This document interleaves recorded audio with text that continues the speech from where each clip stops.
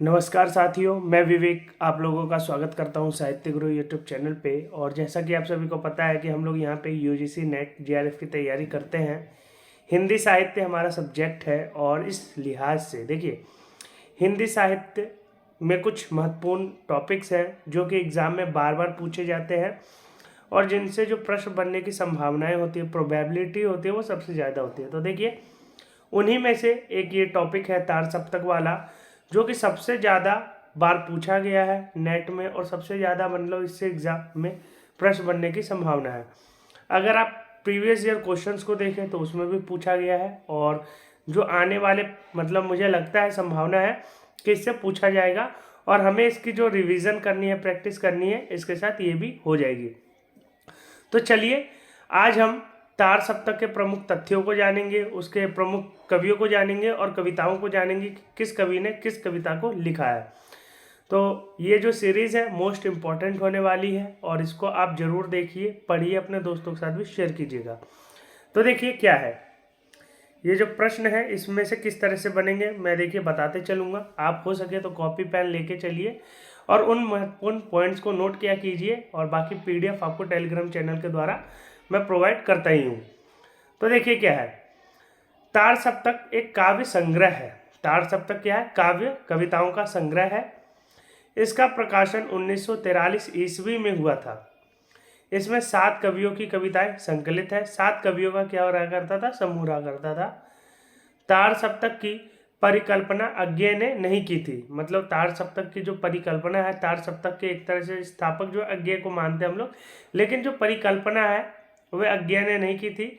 यह प्रभाकर माचवे और नेमिचंद्र जैन के दिमाग की उपज मानी जाती है। तो देखिए, एक प्रश्न यहाँ से बन सकता है कि मतलब किसने सबसे पहली बार तार सप्तक के बारे में सोचा था? तो प्रभाकर माचवे और नेमिचंद जैन ने सोचा था। तार सप्तक के प्रकाशन से ही प्रयोगवाद का प्रारंभ माना जाता है। आपको पता है कि छायावाद के बाद प्रगतिवाद, प्रयोगवाद, कई आंदोलन हुए जिसमें से प्रयोगवाद महत्वपूर्ण रहा। इसमें तरह तरह के प्रयोग कविताओं के माध्यम से हमें देखने को मिलते हैं। इसीलिए प्रयोगवाद के प्रवर्तक का श्रेय अज्ञेय को दिया जाता है। जो प्रयोगवाद के प्रवर्तक है उसका जो श्रेय है वह अज्ञेय को दिया जाता है। अब देख लेते हैं कि तार सप्तक जो है, ये जो सीरीज चली तार सप्तक की, कितनी बार चली और कब कब आया है। तो देखिए, जो पहली बार तार सप्तक आया, तार सप्तक जो पहली बार आया, ठीक है, उसके संपादक रहे अज्ञेय। 1943 ईस्वी में इसका स्टार्ट हुआ। मतलब 1943 में ही प्रयोगवाद शुरू हो रहा है, 1943 में ही तार सप्तक भी आया। दूसरा सप्तक 1951 ईस्वी में आया, इसके भी संपादक अज्ञेय ही रहे। तीसरा सप्तक जो है 1957 ईस्वी में आया, इसके भी जो संपादक थे वह अज्ञेय ही थे। तो देखिए, 3 तार सप्तक लगातार 7-7 साल में आ रहे हैं और तीनों के जो संपादक हैं वे अज्ञेय ही हैं। तो देखिए, 3 जो शुरुआत से है, शुरुआत 1943 से हुई और 1951 फिर 1957, इन तीनों के जो संपादक है अज्ञेय ही हैं। चौथा सप्तक आया 1979 में, मतलब 80 से एक कम है ना, 1979 ईस्वी में आया। संपादक सुमन राजे और सह संपादक जो थे अज्ञेय थे। मतलब सह संपादक के रूप में यहाँ पे अज्ञेय रहे। तार सप्तक प्रकाशन वर्ष 1943 ईस्वी, संपादक जो थे अज्ञेय थे, ये हमने ऊपर देखा। और इसको देख लेते हैं, अज्ञेय का जो पूरा नाम है आपको कई लोगों को पता होगा, कई लोगों को नहीं पता होगा। देखिए, ये जो सीरीज़ है प्रैक्टिस रिवीजन सीरीज चल रही है, तो हम इसमें केवल इम्पोर्टेंट चीज़ों को देखेंगे, ठीक है। अब हम ज़्यादा डिटेल में नहीं घुसेंगे, जो इम्पोर्टेंट है एग्जाम के लिहाज से उन सभी चीज़ों पे ही हम ध्यान केंद्रित करेंगे। देखिए, सच्चिदानंद हीरानंद वात्स्यायन अज्ञेय, कई बार पूछ लिया जाता है कि अज्ञेय का पूरा नाम क्या है। तो सच्चिदानंद हीरानंद वात्स्यायन अज्ञेय, 1911 में इनका जन्म हुआ, 1987 ईस्वी में इनका निधन हो गया। अब देखिए, तार सप्तक के कवि कौन कौन रहे। तो रामविलास शर्मा, जिनका जन्म 1912 में हुआ था और 2000 ईस्वी तक ये जिए हैं।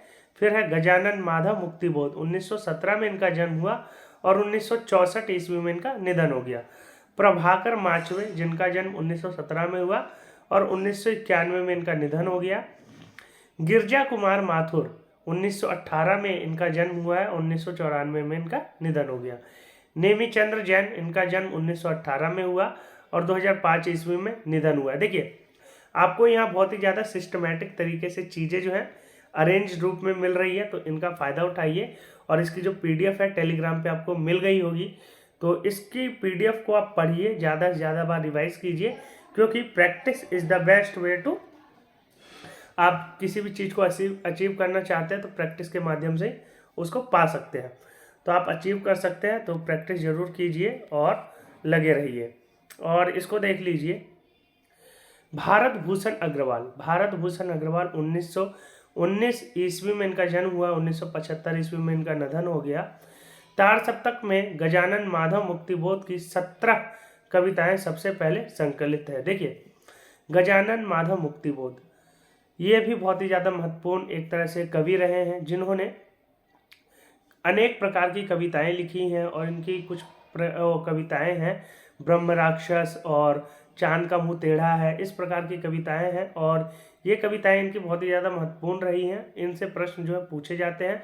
और गजानन माधव मुक्तिबोध की जितनी भी कविताएं हैं जो महत्वपूर्ण हैं, उनको आप जरूर देखिए, पढ़िए और याद कर लीजिए उनके डेट के साथ, क्योंकि मिलान में और अरेंज करने में प्रश्न ऐसे बनेंगे। नेमीचंद्र जैन की 11 कविताएं संकलित हैं। भारत भूषण अग्रवाल की 17 कविताएं संकलित है, 16-17 कविताएं जो है संकलित है। और इसको भी देख लेते हैं। प्रभाकर माचवे की 26 कविताएं संकलित है। गिरजा कुमार माथुर की 24 कविताएं संकलित है। और रामविलास शर्मा की 20 कविताएं जो है संकलित है। तो तार सप्तक के ये जो कवि हैं इनको जरूर देख लीजिए, और ताकि आपको आइडिया रहे कि तार सप्तक के अंतर्गत आने वाले जो कवि हैं उनका जन्म क्या है और उनका जो योगदान है कितना है, ताकि आपको पता रहे। अज्ञेय की 22 कविताएं संकलित है। और दूसरा सप्तक, वो जो जितने भी कवि थे हमने जिनको देखा वो पहले सप्तक के कवि थे, वो सारे कवि जो है पहले सप्तक के अंतर्गत आते हैं। अब दूसरा सप्तक देख लेते हैं जिसका प्रकाशन वर्ष जो है 1901 मिनट देखिए, 1 मिनट, हाँ देखिए दूसरे सप्तक के जो कवि हैं वह कौन कौन से हैं। दूसरा सप्तक जो है 1951 से स्टार्ट हुआ। इसके भी जो संपादक रहे अज्ञेय रहे हैं शमशेर बहादुर सिंह, जिनका जन्म 1911 में हुआ था और 1993 में इनका निधन हो गया। भवानी प्रसाद मिश्र 1913 में इनका जन्म हुआ है और 1985 में इनका निधन हो गया। फिर है शकुंत माथुर, 1922 में इनका जन्म हुआ है। ठीक है, तो डेट ऑफ बर्थ का जो डेट है मतलब जन्म तिथि याद रखने की चीज़ है, मृत्यु कब हुई ये नहीं पूछा जाता है।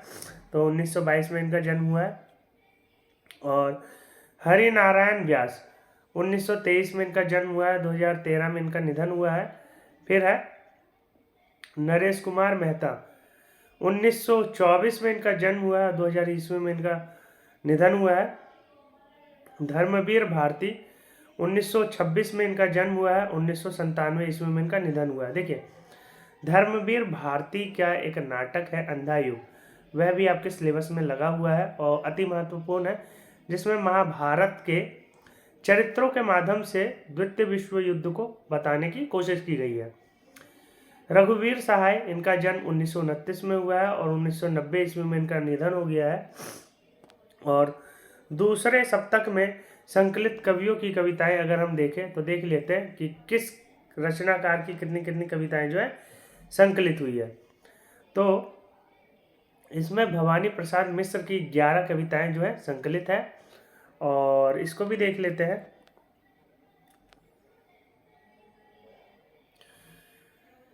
शकुंत माथुर की 11 कविताएं संकलित है और हरि नारायण व्यास की 10 कविताएं संकलित है। शमशेर बहादुर सिंह की 21 कविताएं संकलित हैं। नरेश कुमार मेहता की 7 कविताएं संकलित है। रघुवीर सहाय की 14 कविताएं संकलित है और धर्मवीर भारती की 13 कविताएं जो है संकलित है। तो दूसरे सप्तक के ये सारे कवि हैं और उनकी कविताएं जो है इस सप्तक में जो संकलित हुई है इसके बारे में बताया जा रहा है। अब हम देख लेते हैं तीसरे सप्तक के कवि और उसका जो प्रकाशन वर्ष है कौन है और संपादक कौन है। तीसरा सप्तक जो स्टार्ट हुआ 1959 ईस्वी से हुआ। संपादक जो रहे अज्ञे ही रहे और प्रयाग नारायण त्रिपाठी 1919 में इनका जन्म हुआ है। मदन वात्स्यायन, मूल नाम जो था इनका लक्ष्मी निवास सिंह था, 1922 से 2004 ईस्वी तक इनका जीवन काल रहा। विजय देव नारायण शाही, 1924 में इनका जन्म हुआ, 1982 में इनका निधन हुआ है।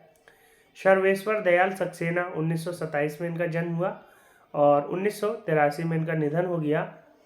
कुंवर नारायण सिंह 1927 में जन्म हुआ और 2017 ईस्वी में इनका निधन हो गया। केदारनाथ सिंह 1932 में इनका जन्म हुआ और 2018 ईस्वी में इनका जाके निधन हो गया। और इसको भी देख लेते हैं। कीर्ति चौधरी, मूल नाम कीर्ति बाला सिन्हा, 1935 में इनका जन्म हुआ और 2008 ईस्वी में जो है इनका निधन हो गया।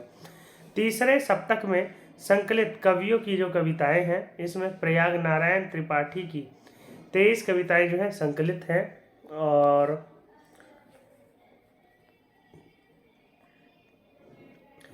कीर्ति चौधरी की 26 कविताएं संकलित हैं।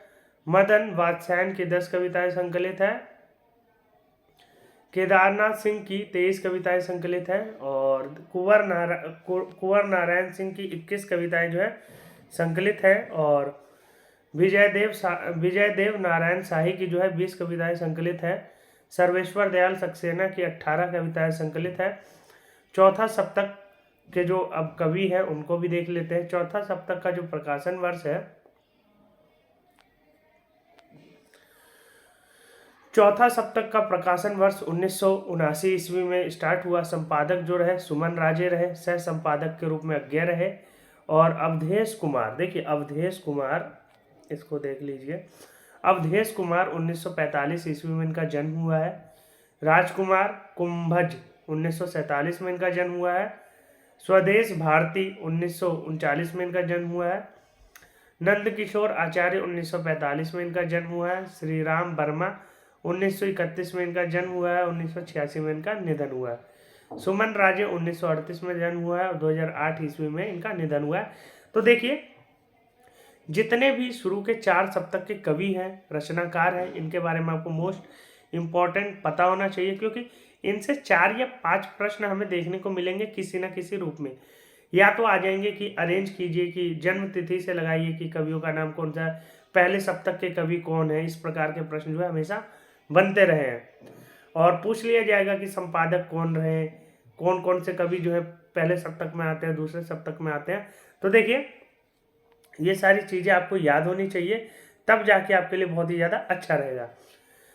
अब देख लेते हैं राजेंद्र किशोर जो हैं वह भी आते हैं। अज्ञे ने तार सप्तक के कवियों को राहों का अन्वेषी कहा है। देखिए मोस्ट इंपॉर्टेंट एक आपको स्टेटमेंट यहाँ दिख रही होगी, अज्ञे के द्वारा ये बात कही जा रही है, तार सप्तक के कवियों के द्वारा राहों का अन्वेषी, मतलब जो नई राहों को खोजता है उसको अन्वेषी कहा जाता है। ठीक है, तो राहों का अन्वेषी जो है अज्ञे ने कहा है, तार सप्तक के कवियों के लिए कहा है। अज्ञे ने प्रयोगवाद शब्द को अनुपयुक्त मानते हुए दूसरा सप्तक की भूमिका में स्पष्ट किया है कि प्रयोग का कोई वाद नहीं है। विरोध और अस्वीकृति के बाद भी प्रयोगवाद शब्द सर्वमान्य हो गया। कई अस्वीकृतियों के बाद भी जो प्रयोगवाद शब्द है फिर भी लोगों ने मान्य कर दिया, जबकि अज्ञे जो है इसको मानते नहीं है। तो देखिए ये तार सप्तक से संबंधित महत्वपूर्ण पॉइंट्स थे और आपने जिसने भी तार सप्तक के बारे में पढ़ा होगा, प्रयोगवाद, प्रगतिवाद, इन सभी वादों को पढ़ा होगा तो आपको पता है कि छायावाद के बाद एक तरह से मतलब वादों का युग ही चल पड़ा और उसमें हमें कई तरह के वादों को पढ़ना पड़ता है। तो तार सप्तक से बहुत ज़्यादा प्रश्न बनते हैं, इनके रचनाकारों से प्रश्न बनते हैं और तार सप्तक के कवियों से प्रश्न बनेंगे, अरेंज करने वाले प्रश्न बनेंगे।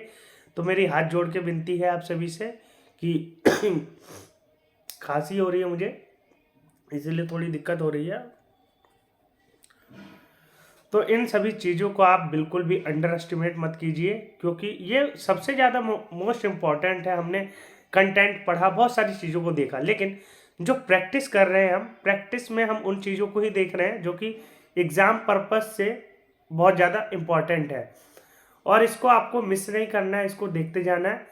और इसकी मैंने एक प्लेलिस्ट भी बना दी है, उसमें जितनी भी चीज़ें मैं डाल रहा हूँ उसको आप ज़रूर देखिए, और जो भी आपका भाई बंधु दोस्त है तैयारी कर रहा है उसको भी शेयर कीजिए। और इसकी जो पीडीएफ है, मैंने बहुत सारे पीडीएफ जो है अपने टेलीग्राम चैनल पे डालने हैं यूजीसी नेट के लिए। अगर आप किसी और एग्ज़ाम की भी तैयारी करते हैं, टीजीटी, पीजीटी, DSSB, KVS, मतलब किसी भी तरह के तैयारी करते हैं हिंदी साहित्य से संबंधित, तो आप मेरे साथ जुड़ सकते हैं। चैनल को सब्सक्राइब करना बिल्कुल मत भूलिए, क्योंकि आपको नोटिफिकेशन उसी के माध्यम से मिलेगा। और जो टेलीग्राम का लिंक है वह डिस्क्रिप्शन बॉक्स में दिया है, वहाँ से टेलीग्राम को ज़रूर ज्वाइन कीजिए और आप अपनी तैयारी में लगे रहिए। ये जो इधर उधर की खबरें आती है कि दिसंबर एग्ज़ाम में होगा, नहीं होगा, जनवरी में होगा, फरवरी में होगा, इन सभी चक्करों में आप बिल्कुल मत पड़ना, क्योंकि ये बस आपका ध्यान भटकाने के लिए ये जो टीचर्स हैं, कोर्स बेचने वाले, इसी तरह की बातें करते रहते हैं। तो उनसे बचिए और अपने ध्यान को केंद्रित करते हुए लगातार पढ़ाई करते रहिए। रोज़ कम से कम 2 घंटा 3 घंटा अपने आप को ज़रूर दीजिए, पढ़िए, और हो सके तो अच्छी चीज़ों को पढ़ने की कोशिश कीजिए ताकि आप और बेहतर हो सके। तो आज के लिए इतना ही, धन्यवाद। फिर मिलेंगे अगले लेक्चर में नए पॉइंट्स के साथ। जब तक आप लोग अपना सहयोग जो है साहित्य गुरु चैनल के साथ बनाइए और मेरे साथ बने रहिए। धन्यवाद।